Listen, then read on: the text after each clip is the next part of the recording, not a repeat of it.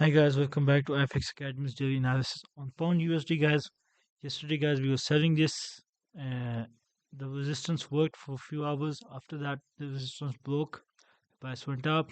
It turned that resistance area into support, confirming a change of direction. And after that guys it went on to hit a bullish target. So guys the question remains, what are we going to do today guys? In my opinion for today guys, as long as the price stays above 1.34223 guys, we are bullish, and we will be seeing 1.34643 eventually. After that guys, we may even go for 1.34855.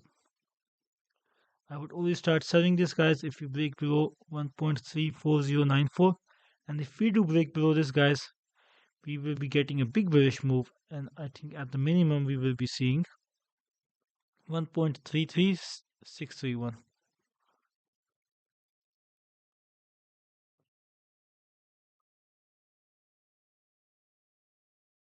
So wishing you guys the best of luck. Hope you guys make money trading this pair, and see you guys tomorrow.